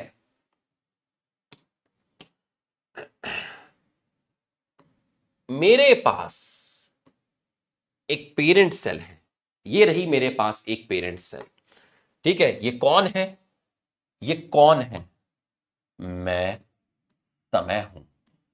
ये है पेरेंट सेल, कैसी है, डिप्लॉयड है, ठीक है। ये आपकी डिप्लॉयड है, ठीक है। मान लीजिए इसके अंदर क्रोमोसोम का नंबर है 30, इसके अंदर क्रोमोसोम का नंबर है आपका 30, ठीक है। 30 इसके अंदर आपके पेरेंट सेल में है क्रोमोसोम, ठीक। अब मियोसिस का मतलब क्या होता है, अगर कोई पूछे मियोसिस क्या है, भाई मियोसिस के अंदर 2 चीजें होती हैं, मियोसिस के अंदर 2 चीजें होती हैं। क्या क्या होती हैं, सबसे पहले होता है मियोसिस 1, मियोसिस फर्स्ट, और उसके बाद होता है मियोसिस सेकंड। तो अगर कोई आपसे पूछे कि मियोसिस क्या है, तो आप कहेंगे मियोसिस 2 पार्ट में होता है। सबसे पहले होता है मियोसिस 1, फिर होता है मियोसिस 2। हमें दोनों पढ़ने हैं, डिटेल में पढ़ने हैं। तो एक पेरेंट सेल आपके पास आई, उसमें 30 क्रोमोसोम थे, तो उसके अंदर सबसे पहले जो प्रोसेस होगा उस प्रोसेस को बोलेंगे मियोसिस 1। बिल्कुल सही। और मियोसिस 1 के बाद अगर कोई आपसे पूछे कि मियोसिस 1 के बाद कितनी सेल फॉर्म्ड होती है, तो आप बताएंगे कि मियोसिस 1 के बाद आपकी 2 सेल फॉर्म्ड हुई और दोनों सेल आपकी हैप्लॉइड है और क्रोमोसोम का नंबर है 15। क्रोमोसोम का नंबर है 15। तो मियोसिस 1 जो होता है, मियोसिस 1 जो होता है, पहला point, meiosis 1 occur in diploid cell. दूसरा point, meiosis 1 produce 2 haploid cell. यही चीज हमें 2 दिन लगाकर प्रूफ करनी है। पेशेंस रखना। जैसे मैंने माइटोसिस में पूरा प्रूफ किया था टीलोफेज पे खत्म करके, तुम्हें क्रोमैटिड क्रोमोसोम और डीएनए का अमाउंट बताया था, यहां भी बताया जाएगा सेम वैसा ही। अभी पहले डायरेक्टली बताया जा रहा है कि अगर कोई सेल जिसके अंदर 30 क्रोमोसोम है, तो वो अगर मियोसिस 1 करेगी तो उसके अंदर क्रोमोसोम का नंबर हाफ हो जाएगा। उसके अंदर क्रोमोसोम का नंबर हाफ हो जाए। Sir, some student spamming so much. देखो बेटा, मैं तुम्हें एक चीज बताता हूं। ये जो स्पैमिंग कर रहे हैं, मैंने तो अभी तक कोई कमेंट पढ़ा ही नहीं है, ठीक है। मैं पढ़ भी लूंगा तो मुझे कोई फर्क नहीं पड़ेगा। देखो ध्यान से समझिएगा, है ना। मेरी एक फैमिली है ना। जैसे आप लोगों की भी एक फैमिली है, तो आपकी फैमिली में सोर्स ऑफ इनकम क्या है? या तो पापा जॉब करते हैं, या मम्मी जॉब करती हैं, या दोनों जॉब करते हैं। ठीक है, वो जॉब करते हैं, ऑफिस में जाते हैं, और फिर मंथ के एंड में एक सैलरी आती है। उस सैलरी से घर में राशन आता है, बाकी जो भी सामान है वो आते हैं, और इस तरीके से घर चलता है। तो हमारा भी ऐसा ही है बेटा। हम आपको पढ़ाते हैं तो उससे हमें सैलरी आएगी। सैलरी आएगी तो मैं पैसे इकट्ठे करूंगा, उससे मेरे बच्चे की स्कूल की फीस जाएगी, हमारा घर चलेगा। तो बच्चों, ये जो स्पैमर होते हैं ना, ये बेटा नौकरी पे नहीं जाते, है ना। किसी ऑफिस वगैरह में ये लोग नहीं जाते हैं, ठीक है। जैसे सुबह से शाम हम लोग काम करते हैं ना, ये उस तरीके से नहीं होते हैं। ये एक अलग तरह के लोग होते हैं। इनकी जो घर की जो स्थिति होती है वो बहुत ही मिजरेबल होती है, एकदम दयनीय होती है, ठीक है। और इनको भी अपना घर चलाना है किसी तरीके से, है ना। और इनके जो पेरेंट्स हैं वो जॉब करते हैं, ठीक है। इनके पेरेंट्स ने अपने बच्चों को कहा कि आप पढ़ाई करिए, पहले आप अपनी ग्रेजुएशन मास्टर को कंप्लीट करिए, फिर आप एक व्हाइट कॉलर जॉब में जाइए। लेकिन ये लोग थे, है ना, इन्होंने कहा कि नहीं, तो अब इनको भी अपने घर के लिए पैसा चाहिए, तो ये बेचारे क्या करें, इनको भी कुछ ना कुछ करना है। तो जो इनके गुरु होते हैं या जो भी सम्मानित लोग होते हैं, अब वो इन लोगों को हायर कर लेते हैं कि 2-3 सब्सक्रिप्शन आपको खरीदवा देंगे, ठीक। और आपको जाके टीचर की क्लास में थोड़ी सी स्पैमिंग करनी है। इस स्पैमिंग करने में एक लेक्चर में एक लेक्चर में मेरे ख्याल से 100-150 रुपए इनको मिल जाते हैं। 2-3 लेक्चर में ये सब करते हैं तो इनका महीने का 1500 रुपए हो जाता है। अब उस 1500 रुपए में इन बेचारों को घर का राशन भी लाना है, तेल की सीसी लानी है, कंघी लानी है, बाथिंग टब में नहाना पसंद करते हैं ये लोग, है ना। तो बेचारे इनको भी अपना घर चलाना है बेटा। तो हमें इनके लिए बेटा गलत नहीं बोलना है ना। और ये लोग कैसे होते हैं बेटा, ये मतलब ये इतने जलील हो जाते हैं इस समाज में कि ये बहुत ज्यादा बेशर्म हो चुके होते हैं, है ना। आप इनका कितना भी अपमान करोगे, इनको कोई फर्क नहीं पड़ता है, क्योंकि ये अंदर से इनका जमीर मर चुका होता है, ठीक है। और ये ऑनलाइन में इनकी जो प्रजातियां हैं, ये ऑनलाइन में ज्यादा पाई जाती हैं बेटा, है ना। ऑनलाइन में ज्यादा पाई जाती हैं क्योंकि इन्हें टीचर के सामने आने में डर लगता है। क्योंकि इन्हें लगता है कि अगर हम कहीं सामने आ गए और टीचर को पता चल गया कि ये स्पैमर है, तो कहीं इनको बैक टू बैक रैप्टे ना पड़े। ठीक है, तो हमें इन्हें परेशान नहीं करना है। है ना, मैं अपनी फैमिली के लिए आपको पढ़ा रहा हूं बेटा, ये अपनी फैमिली के लिए कर रहे हैं, ठीक है। मैं तो कभी आपने देखा, कभी मैंने आज तक कोई कमेंट पढ़ा हो, कभी रियरली कभी आपने देखा होगा कि मैंने बोला हो स्पैमर है, ये है, वो नहीं। मैं तो मजे मारता हूं, और मैं तो कभी चैट सेक्शन भी ब्लॉक नहीं कराता, मेरे को तो मजे आते हैं, बीच बीच में आता रहे कोई ना कोई, तो थोड़ा चलता रहता है, ठीक है। चलिए, तो बेटा ये इस तरह की चीजें होती हैं, आप इनको गलत मत बोलिएगा वरना मुझे बहुत हर्ट होगा, मैं पढ़ा नहीं पाऊंगा, है ना। आप इनको ओपी लिखिए, इनको और ताकत दीजिए, बेचारों को घर चलने दीजिए इनका।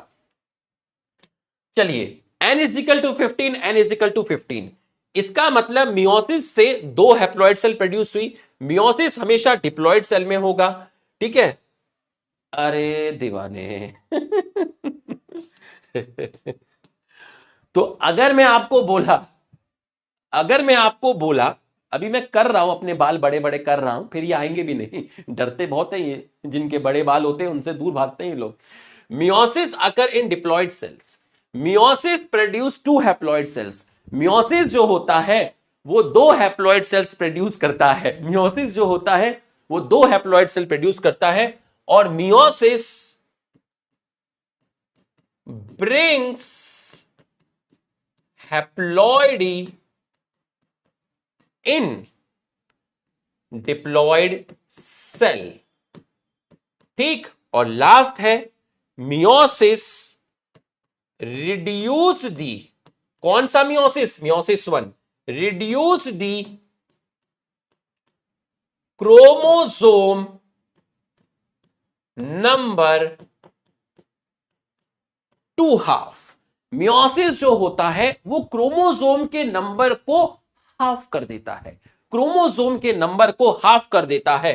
तो आप मुझे लिखकर बताइए कि मियोसिस 1 को हम रिडक्शनल डिवीजन बोलेंगे या इक्वेशनल डिवीजन बोलेंगे। अभी बताया था, आपका रिवीजन हो जाएगा। मियोसिस 1 को हम कौन सा डिवीजन बोलेंगे? मियोसिस 1 को हम बोलते हैं reductional division, reductional division.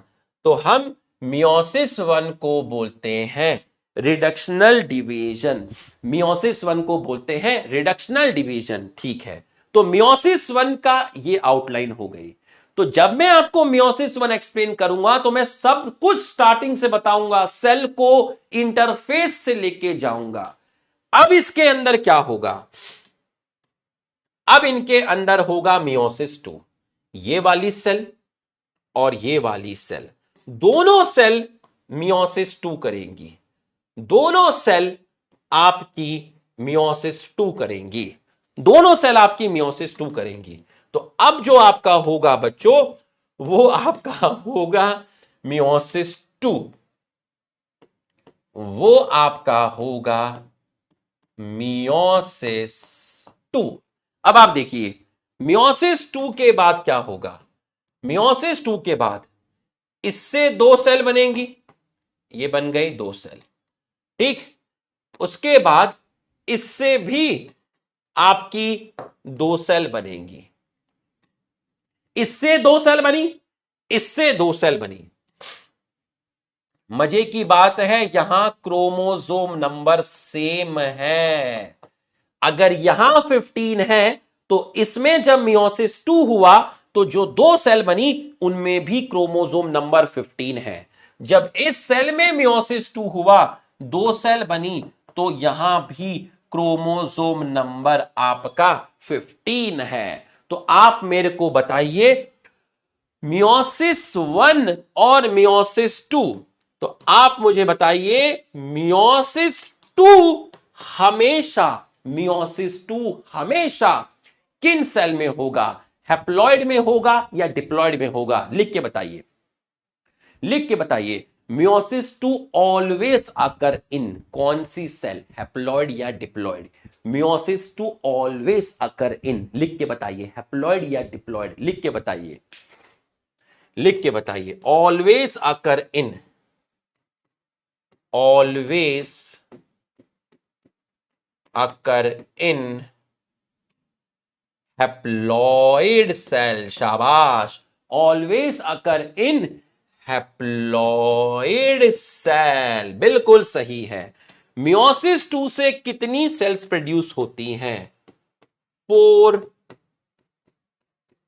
Haploid cell produce, बिल्कुल सही। और मियोसिस 2 में आप मेरे को बताइएगा, मियोसिस 1 से, तो मैं ये भी कह सकता हूं कि meiosis 2 occur in product of meiosis 1। Meiosis 1 के जो प्रोडक्ट है, मियोसिस 1 के जो प्रोडक्ट है उनमें मियोसिस 2 होता है। मियोसिस 1 के प्रोडक्ट में मियोसिस 2 होता है। और आप मेरे को बताइए, मियोसिस 1 के जो प्रोडक्ट हैं उनमें मियोसिस 2 हुआ तो आपकी 4 सेल बनी। तो मियोसिस 2 के अंदर क्रोमोसोम के नंबर में चेंज नहीं आता। ट्रू या फॉल्स लिख के बताइए। मियोसिस 2 के बाद क्रोमोसोम के नंबर में चेंज नहीं आता। मियोसिस 1 के प्रोडक्ट में मियोसिस 2 होता है और 4 सेल फॉर्म्ड होती है। मियोसिस 2 के बाद क्रोमोसोम के नंबर में चेंज नहीं आता, बिल्कुल सही है। No change in chromosome number, no change in chromosome number, no change in chromosome number. तो ऐसा लग रहा है सर, माइटोसिस में भी क्रोमोसोम के नंबर में चेंज नहीं आता था। तो वो कौन सा मियोसिस है जिसको मैं इक्वेशनल डिवीजन बोल सकता हूं? माइटोसिस को इक्वेशनल डिवीजन बोलते थे क्योंकि क्रोमोसोम के नंबर में चेंज नहीं आता था। तो वो कौन सा मियोसिस है जिसको मैं इक्वेशनल डिवीजन बोल सकता हूं? लिख के बता, मियोसिस 1 या मियोसिस 2? वो कौन सा है जिसको मैं इक्वेशनल डिवीजन बोल सकता हूं? ये है आपका मियोसिस 2। अब ये सारी चीज 2 लेक्चर लगा के प्रूफ करनी है। अभी तो बच्चे को डायरेक्ट बता दिया कि अगर किसी में 30 सेल है तो मियोसिस कंप्लीट होने के बाद 15 15 15 15। लेकिन जब तुम ये चीज अपनी आंखों के सामने 2 लेक्चर में होते हुए देखोगे, क्रोमोसोम के नंबर काउंट करोगे जैसे तुमने माइटोसिस में किया, तो भाई रूह कांप जाएगी। ठीक, तो मियोसिस जो मैं आपको पढ़ाने वाला हूं, ये पूरी 11वीं में आप ये लेक्चर कभी नहीं भूलोगे। आपका यादगार लेक्चर बन जाएगा। आपको प्यार तो पहले ही हो गया है सब्जेक्ट से, और ज्यादा प्यार हो जाएगा सब्जेक्ट से। ठीक, तो अब हम इसको देखेंगे। अब अगर मैं इसके बेसिस पर एक न्यूमेरिकल आपको दूं, इसके बेसिस पर आपको मैं एक न्यूमेरिकल आपको दूं, कैसा न्यूमेरिकल सर? देखिए, बताना answer. If parent cell have 60 chromosome, तो बताओ आफ्टर मियोसिस कितने होगा? आफ्टर मियोसिस, अब मैंने मियोसिस लिखा तो मियोसिस का मतलब है मियोसिस 1 और मियोसिस 2 कंप्लीट होने के बाद। मियोसिस का मतलब है मियोसिस 1 प्लस मियोसिस 2, तो मियोसिस का मतलब है मियोसिस 1 और 2 के कंप्लीट होने के बाद 30 क्रोमोसोम। बस यही सुनना था। तो आंसर जाएगा 30 क्रोमोसोम इन ईच सेल, बिल्कुल सही, बिल्कुल सही। अब मियोसिस यहां आपको समझ में आ गया। ठीक, तो मैंने आपको पहले क्या बताया? पहले मैंने आपको बताया बेसिक कॉन्सेप्ट 1, फिर आपको बताया बेसिक कॉन्सेप्ट 2 और फिर ये एक क्वेश्चन कराया। अब नेक्स्ट देखिएगा, इसके बाद नेक्स्ट देखिएगा, ठीक है, इसके बाद आप नेक्स्ट देखिएगा। सर नेक्स्ट के लिए क्या हेडिंग डालें?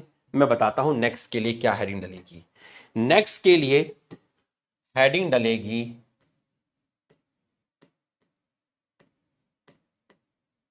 मियोसिस।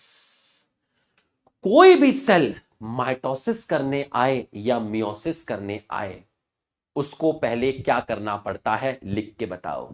जो माइटोसिस से पहले करना पड़े, बताओ जरा। कोई भी सेल माइटोसिस करने आए या मियोसिस करने आए, उसको पहले क्या करना पड़ेगा लिख के बताओ।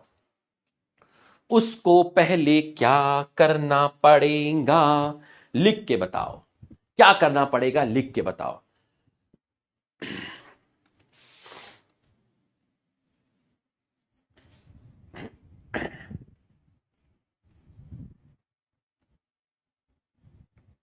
हाँ, इंटरफेस करना पड़ेगा। इंटरफेस करना पड़ेगा। बहुत बढ़िया, 7:26 हो रहे हैं, पता ही नहीं चला। ठीक है, इंटरफेस करना पड़ेगा। तो सबसे पहले कोई भी पेरेंट सेल जब आएगी, कोई भी पेरेंट सेल जब आपकी आएगी, मान लीजिए ये आपकी पेरेंट सेल आई, ठीक, कैसी आई? डिप्लॉयड आई। तो ये सबसे पहले आपकी करेगी इंटरफेस। तो सबसे पहले ये आपकी करेगी इंटरफेस, ठीक। इंटरफेस के बाद दो चीजें, इंटरफेस के बाद अगर मैं कहूं इंटरफेस में क्या डीएनए रेप्लिकेशन होता है? होता है। क्या सेंट्रियोल का डुप्लीकेशन होता है? होता है, ठीक। उसके बाद ये पेरेंट सेल क्या करेगी? उसके बाद पेरेंट सेल करेगी मियोसिस 1। मियोसिस 1, मियोसिस 1 करेगी। मियोसिस 1 करेगी मतलब कैरियोकाइनेसिस भी होगा और साइटोकाइनेसिस भी होगा। अरे जब ये दो सेल बनी होंगी, तो ए सेल से दो सेल बनी, तो इसका मतलब कैरियोकाइनेसिस भी हुआ होगा और साइटोकाइनेसिस भी हुआ होगा। इसका मतलब जब मियोसिस 1 होगा तो दो सेल बनेंगी। दो सेल तभी बनेंगी जब आपका कैरियोकाइनेसिस हुआ और आपका साइटोकाइनेसिस हुआ। बिल्कुल सही, ठीक। मियोसिस 1 करने के बाद, मियोसिस 1 करने के बाद एक गैप आता है, थोड़ी देर के लिए एक गैप आता है। मतलब मियोसिस 1 होने के बाद जो दो सेल्स फॉर्म्ड होती हैं, मियोसिस 1 बनने के बाद जो दो सेल फॉर्म्ड होती हैं, ये सेल इमीडिएटली मियोसिस 2 नहीं करती। मियोसिस 1 होने के बाद जो दो सेल्स फॉर्म्ड होती हैं, ये दो सेल्स इमीडिएटली मियोसिस 2 नहीं करती, बल्कि थोड़ी देर के लिए रेस्ट करती है। एक गैप आता है, एक गैप आता है, एक गैप आता है, और उस गैप को बोलते हैं इंटरकाइनेसिस। मियोसिस की आउटलाइन तैयार कर रहा हूं। कोई भी सेल मियोसिस करने आएगी, पहले इंटरफेस करेगी, इंटरफेस में डीएनए और सेंट्रियोल को डुप्लीकेट करेगी, फिर मियोसिस 1 करेगी जिसमें कैरियोकाइनेसिस होगा, साइटोकाइनेसिस होगा, फिर एक गैप आएगा, गैप को बोलते हैं इंटरकाइनेसिस। इस गैप के अंदर नो डीएनए रेप्लिकेशन, इस गैप के अंदर डीएनए रेप्लिकेशन नहीं होता, लेकिन इस गैप के अंदर दोबारा से सेंट्रियोल का डुप्लीकेशन होता है। इस गैप के अंदर, इसके अंदर, गैप के अंदर डीएनए रेप्लिकेशन होता है और सेंट्रियोल डुप्लीकेशन होता है। सॉरी, डीएनए रेप्लिकेशन नहीं होता, सेंट्रियोल डुप्लीकेशन होता है। तो मियोसिस 1 में क्या हुआ? मियोसिस 1 में 2 सेल फॉर्म्ड हुई। 2 सेल्स तभी हुई होंगी जब इसके अंदर कैरियोकाइनेसिस और साइटोकाइनेसिस हुआ होगा।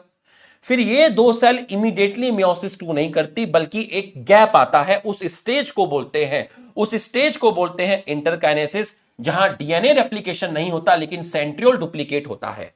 और इसके बाद, गैप के बाद आपका वापस से होता है मियोसिस 2। तो जब मियोसिस 2 होगा तो वापस से क्या होगा? जब मियोसिस 2 होगा तो वापस से कैरियोकाइनेसिस और साइटोकाइनेसिस होगा, क्योंकि सेल डिवाइड कर रही है। तो वापस से आपका कैरियोकाइनेसिस होगा और साइटोकाइनेसिस होगा। इस सीक्वेंस में हम आपको पढ़ाएंगे। तो पेरेंट सेल सबसे पहले इंटरफेस करेगी, जिसमें डीएनए और सेंट्रियोल का नंबर डबल होगा। फिर वो सेल मियोसिस 1 करेगी, तो कैरियोकाइनेसिस और साइटोकाइनेसिस करेगी।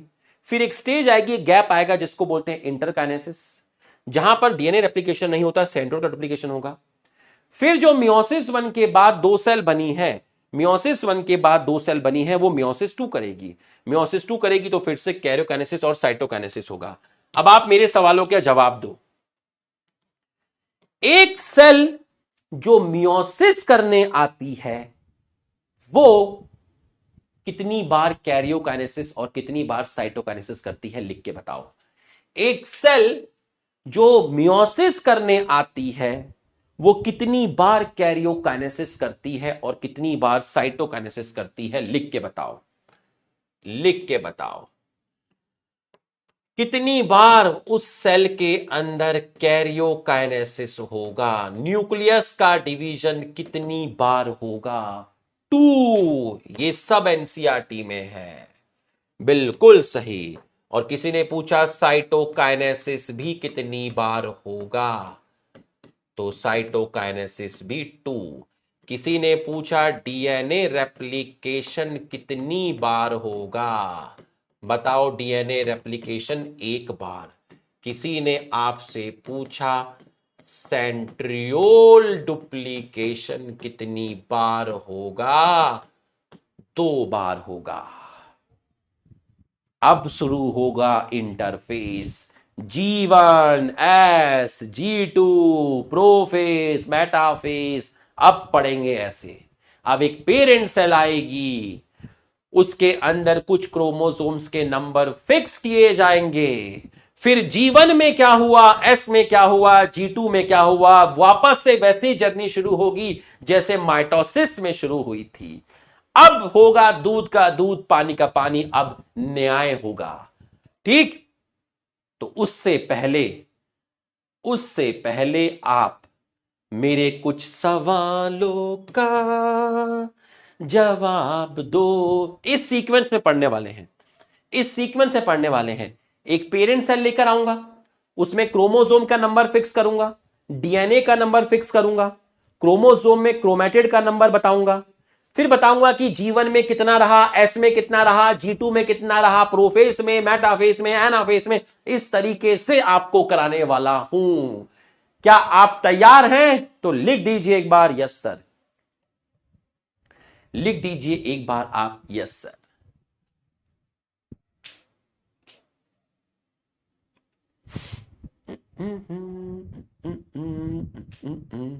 एक लिख रहा है आई वांट डिवाइड। अरे दीवाने कुछ काम कॉलेज में ही कर लेना। हाँ? शर्म ना आ रही? हाँ, आओ जरा इसका एक बार एनसीईआरटी इतने का रीड करा देता हूं आपको। Meiosis involve 2 cycle of nuclear and cell wall division. देख लो, इतनी सी लाइन थी लेकिन न्यूक्लियर डिवीजन मतलब अभी अभी आपने बताया कैरियोकाइनेसिस 2 बार होगा, सेल डिवीजन भी 2 ही बार हो रहा है आपका, एक बार मियोसिस 1 और एक बार मियोसिस 2। ठीक है, आप इसको ऐसे भी लिख सकते हो कि साइटोकाइनेसिस कितनी बार हुआ, साइटोकाइनेसिस भी 2 बार हुआ, तो 2 बार डिवीजन हुआ, but only single cycle of DNA replication. कहां पर? इंटरफेस। मियोसिस 1, अब ये लाइन अभी अभी हमने नहीं पढ़ी है, ठीक है, ये वाली लाइन अभी हमने नहीं पढ़ी है। मियोसिस 1 इज इनिशिएटेड, मियोसिस 1 कब शुरू होगा? जब इंटरफेस के अंदर after parental chromosomes have replicated to produce identical sister chromatid at S phase. याद करो, माइटोसिस कब शुरू हुआ था? माइटोसिस कब शुरू हुआ था? जब इंटरफेस हुआ था, तो जीवन हुआ था, एस हुआ था, एस में डीएनए रेप्लिकेशन हुआ था, तो क्रोमोसोम में 2 क्रोमेटिड आ गई थी। याद करो, याद करो, अगर माइटोसिस से पहले इंटरफेस हुआ था, इंटरफेस में एस फेस में डीएनए रेप्लिकेशन हुआ था, तो एक क्रोमोसोम में 2 क्रोमेटिड आ गई थी, उन दोनों क्रोमेटिड को सिस्टर क्रोमेटिड बोलते हैं। इंटरफेस के बाद ही तो माइटोसिस हुआ था, डीएनए रेप्लिकेशन के बाद ही तो माइटोसिस हुआ था, इंटरफेस के बाद ही तो माइटोसिस हुआ था, डीएनए रेप्लिकेशन के बाद ही तो माइटोसिस हुआ था, इंटरफेस के बाद ही तो माइटोसिस हुआ था, तो मियोसिस भी इंटरफेस के बाद ही होगा। इंटरफेस में डीएनए रेप्लिकेट होगा, एक क्रोमोसोम में 2 क्रोमेटिड आ जाएंगी एस फेस के अंदर, उसके बाद ही सेल G2 में जाएगी, उसके बाद ही मियोसिस 1 में जाएगी। तो शर्म आई, सॉरी, समझ में आया तो आप यस लिखिए, समझ में आया तो आप यस लिखिए। तो meiosis 1 initiated after parental chromosomes have replicated, जो पेरेंट के जो क्रोमोसोम है उसका जब डीएनए रेप्लिकेट करेगा, कब? एस फेस के अंदर, तो अब एक क्रोमोसोम में 2 क्रोमेटिड हो जाएगी, उसके बाद सेल G2 में, और उसके बाद होगा मियोसिस 1। हाँ, तो ये आपको समझ में आ गया है, ये अभी हमने नहीं पढ़ा है, ये हम मियोसिस 1 खत्म होने के बाद पढ़ेंगे।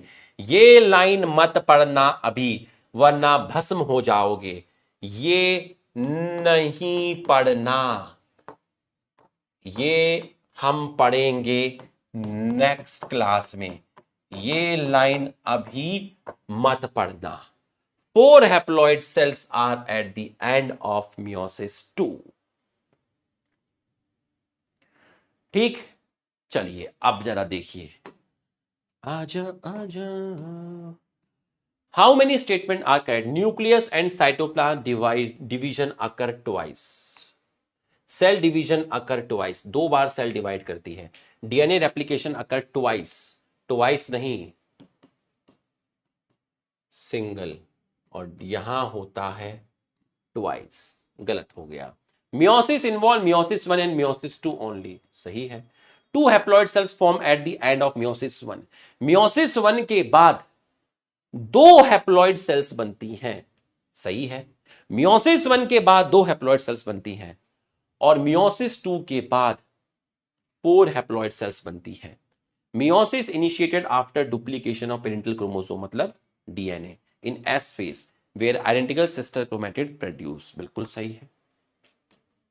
3 3 6, आंसर जाएगा option A. Option 1 2 3 4 5 6, option A जाएगा ना। तुम 5 क्यों लिख रहे हो? तुम 5 क्यों लिख रहे हो? ऑप्शन ए होगा ना। Nuclear and cytoplasm division twice, cell division 2 बार हुआ, मियोसिस में मियोसिस 1 और मियोसिस 2 होता है। ठीक, 2 haploid cells are formed at the end of meiosis 1, 4 haploid cells form at the meiosis 2, meiosis initiated after duplication of parental chromosome in S phase where identical sister chromatid produce, सही है। तो आपका answer जाएगा option ए, आपका answer जाएगा option ए। बच्चों, यहां तक की पढ़ाई आपको समझ में आई तो आप यस लिखिए, यहां तक की पढ़ाई आपको समझ में आई तो आप यस लिखिए। हाँ,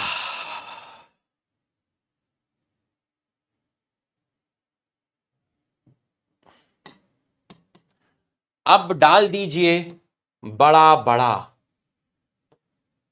बड़ा बड़ा लिख दीजिए, डिटेल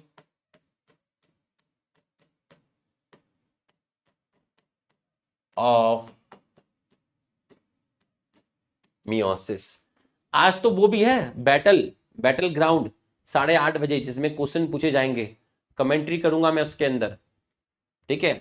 आ जाना, उसके अंदर सभी लोग हंसी मजाक करेंगे, मतलब हंसी मजाक नहीं, पढ़ाई करेंगे, तुम क्वेश्चन का आंसर देना और मेरी कमेंट्री सुनना, ठीक है। आ जाना। Detail of meiosis. अब देखो किस तरीके से शुरू होगा, एकदम बेसिक से शुरू होगा। ले आइए एक पेरेंट सेल, ये रही आपकी पेरेंट सेल, ये रही आपकी पेरेंट सेल, ठीक। ये है आपकी पेरेंट सेल। इस पेरेंट सेल के अंदर ये है आपका न्यूक्लियस, ये है आपका न्यूक्लियस। तू कौन है रे, तू कौन है? मैं पेरेंट सेल हूं। तू क्या करना चाहती है? आई वांना डिवाइड, मैं डिवाइड करना चाहती हूं। ये मेरे पास आई है, कहती है मैं डिवाइड करना चाहती हूं। तो हम तेरे क्रोमोसोम के नंबर फिक्स करते हैं, एनसीईआरटी के अकॉर्डिंग करते हैं। वो 4 लेके चले हैं, हम भी 4 लेके चलेंगे, ठीक है। तू डिवाइड करना चाहती है, हाँ। पहला क्रोमोसोम, दूसरा क्रोमोसोम,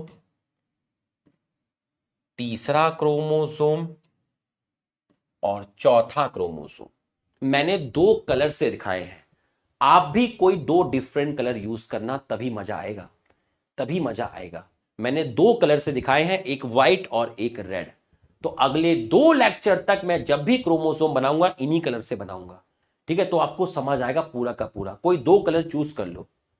लड़कों के पास तो एक ही पेन होता है, उसमें ढक्कन भी नहीं होता, उसी से cut cut cut cut cut cut cut, ठीक है, उसी से कर लेंगे, डार्क कर लेंगे। अपने हिसाब से करो, जैसा तुम्हें ठीक लगे, कॉन्सेप्ट समझ आना चाहिए, ठीक। अब ये पेरेंट सेल सबसे पहले आएगी कहां पर? मैंने इससे पूछा कि आपके अंदर नंबर ऑफ क्रोमोसोम कितने हैं? तो इसने कहा, अब तुम्हें समझ में आएगा कि हम किस तरीके से जाएंगे।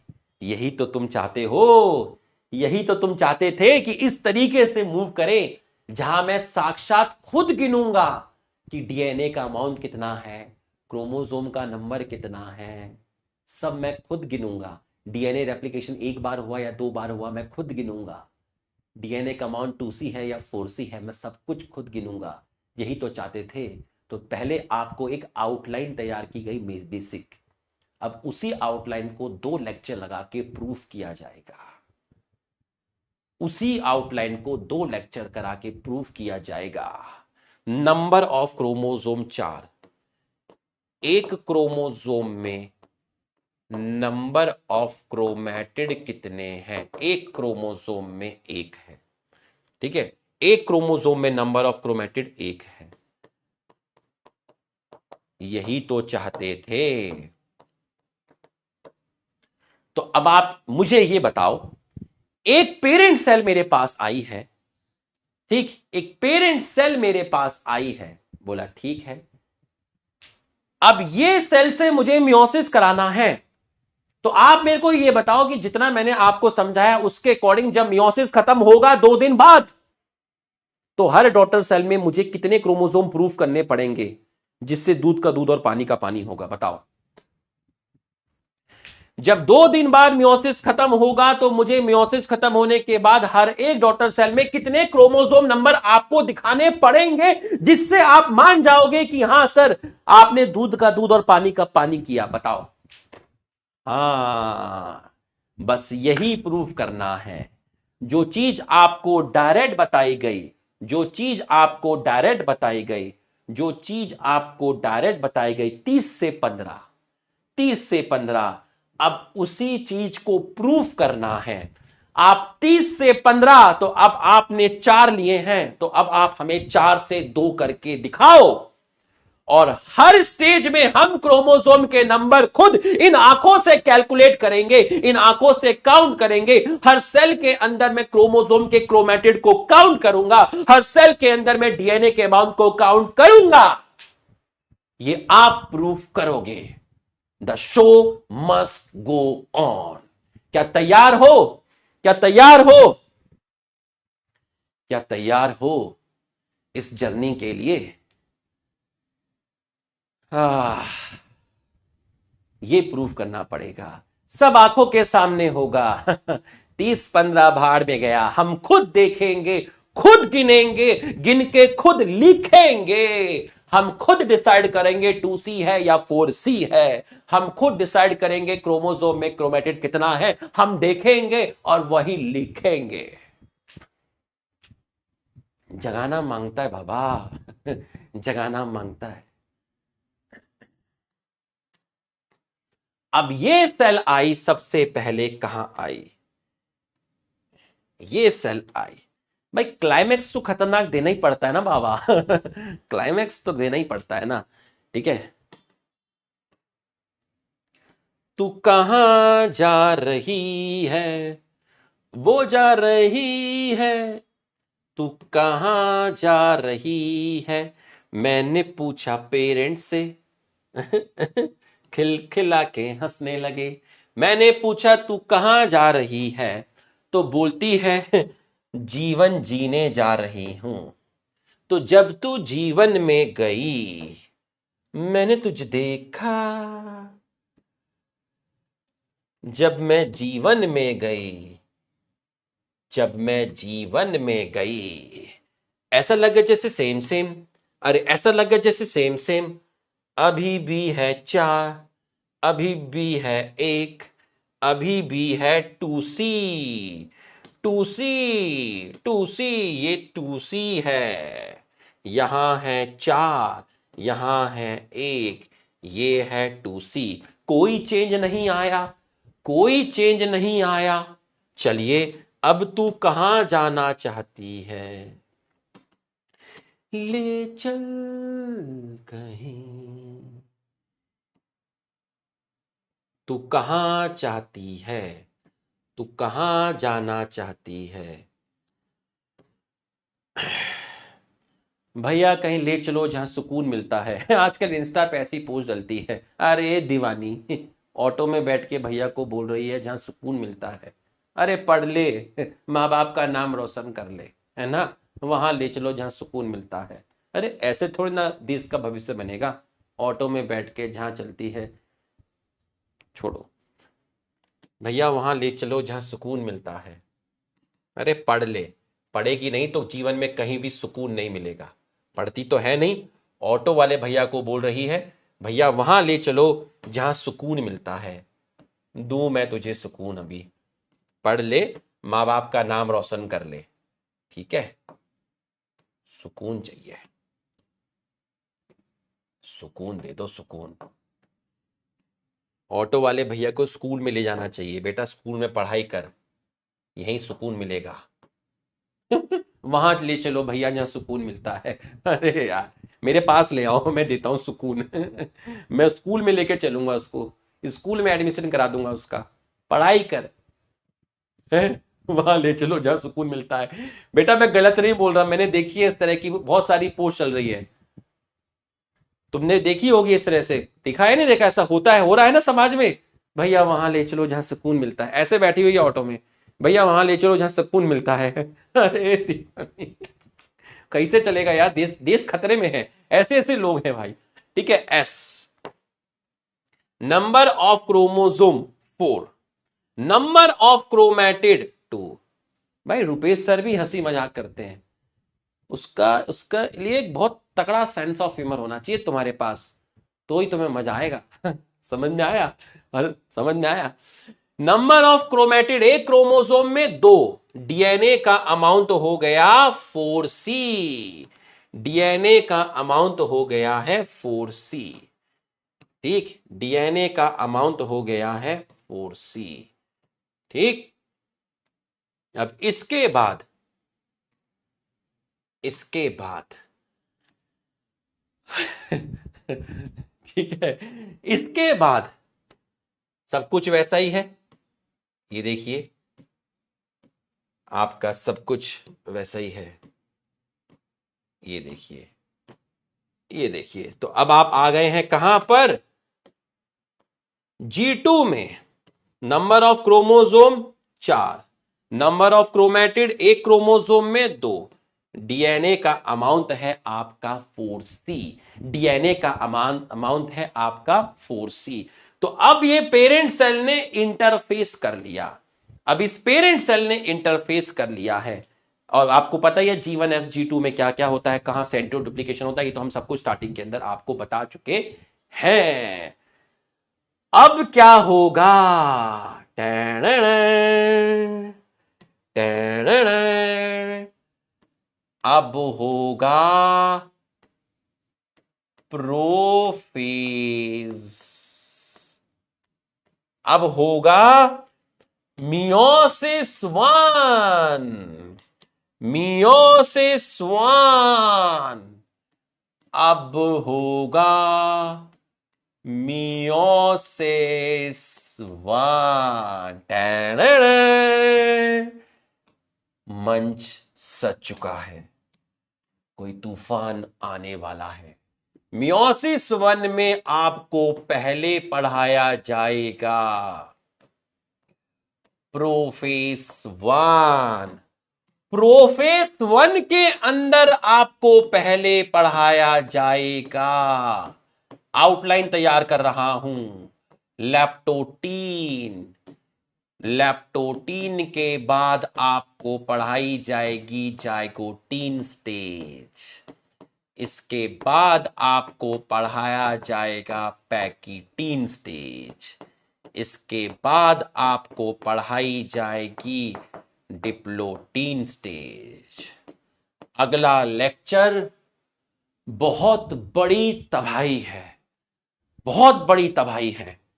अगला लेक्चर दुनिया याद रखेगी, डाइकाइनेसिस। तो प्रोफेस 1 सबसे पहले पढ़ेंगे, क्योंकि सबसे पहले पढ़ेंगे मियोसिस 1।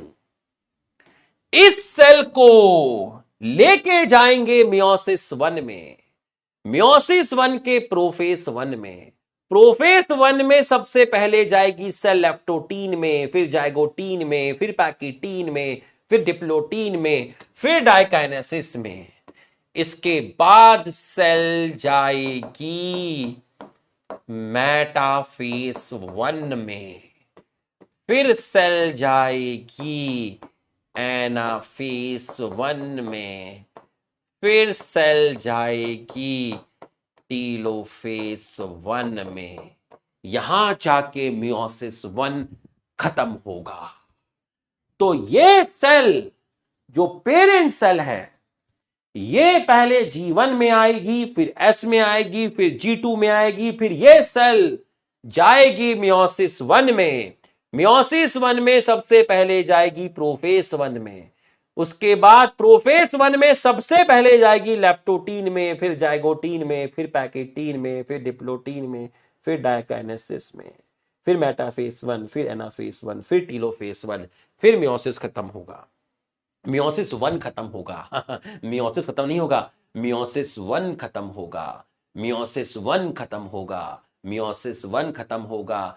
किसका प्रोफेस लॉन्ग है? माइटोसिस का प्रोफेस लॉन्ग होता है या मियोसिस 1 का प्रोफेस लॉन्ग होता है? लिख के बता। किसका प्रोफेस लंबा होता है? माइटोसिस का प्रोफेस लंबा है या मियोसिस 1 का प्रोफेस लंबा है? लिख के बता। माइटोसिस का प्रोफेस लंबा है या मियोसिस 1 का प्रोफेस लंबा है? लिख के बता। खेल शुरू हो चुका है, मंच सज चुका है, आग लग चुकी है, सेल आ चुकी है और वो मियोसिस करना चाहती है। खून से लिखी कहानी है, सियाई से नहीं बढ़ेगी। आगे बढ़ाना है तो फिर से खून ही मांगेगी। Welcome to hell. यहां तक की पढ़ाई समझ में आई तो आप एक बार हमारे सम्मान में यस लिख दीजिए। कहीं पर तो पिक्चर को रोकना पड़ेगा ना, तभी तो पार्ट 2 आएगा ना। कहीं पर तो क्लाइमेक्स को ले जाके रोकना पड़ेगा। तभी तो पार्ट 2 आएगा, तभी तो तुम अगली क्लास में आओगे। तुम खुद समझ जाना अगली क्लास में तबाही तबाही तबाही, क्योंकि अगली क्लास है तुम्हारे भाई की। शाबाश, बहुत बढ़िया।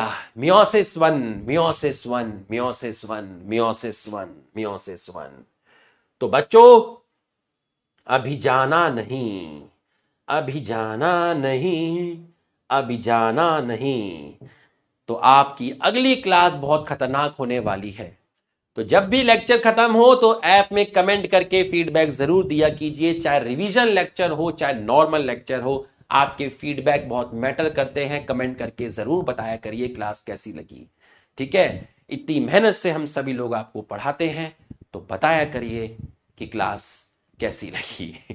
ठीक, तो अब आपको क्या करना है, आज है सैटरडे, फिर है संडे, फिर है मंडे, फिर है ट्यूसडे, फिर है वेडनेसडे। आज आपको L6 पढ़ना है, ठीक है, 1 आवर लगा के। ठीक, और L5 पढ़ना है 15 मिनट लगा के। फिर आपको L1 टू L4 कल कंप्लीट करना है 1 घंटा। आप इतना ही बॉटनी पढ़िए, जितना मैं आपको बता रहा हूं उतने ही घंटे पढ़िए। मंडे को L1 to L6 NCERT booster, cell the unit of life, cell unit of life. सिर्फ 1 घंटा बॉटनी पढ़िए, मंडे को सिर्फ 1 घंटा बॉटनी पढ़िए। L7 to L12 NCERT, cell unit of life, सिर्फ 1 घंटा पढ़िए, क्योंकि आप इस चीज को बहुत बार पढ़ चुके हैं। 1 घंटे में आपका हो जाएगा, यकीन मानिए। आप बहुत बार पढ़ चुके हैं, आपने अंडरलाइन भी की होगी कि कौन सी चीज आपको उसमें डिफिकल्ट लगी। आप उन्हीं पॉइंट को फोकस करिएगा, ठीक है। और वेडनेसडे को L4 to L6 cell cycle आप पढ़ेंगे 1 आवर लगा के। मस्त होके बैठना, चौड़े होके बैठना, स्ट्रेस फ्री होके बैठना, क्योंकि भाई फिर आएगा, जाना तो पड़ेगा। मैं जानता हूं 3-4 दिन बहुत बुरे निकलेंगे, मेरी तुम्हें याद आएगी, याद तो हमें भी आएगी, याद तो हमें भी आएगी, याद तुम्हें भी आएगी, याद तो तुम्हारे पेरेंट्स को तब भी आएगी जब तुम घर छोड़ के मेडिकल कॉलेज जाओगे। जिंदगी ऐसे ही चलती रहती है, याद तो आती है, बट यादों के सारे जिया नहीं जाता, जीना तो पड़ता है। Thank you uncle OP. Uncle OP, ठीक है भाई, थैंक यू, थैंक यू मेरे बच्चों, मेरे बच्चों, मैंने तुमसे कहा था। ठीक है, फिर मिलेंगे।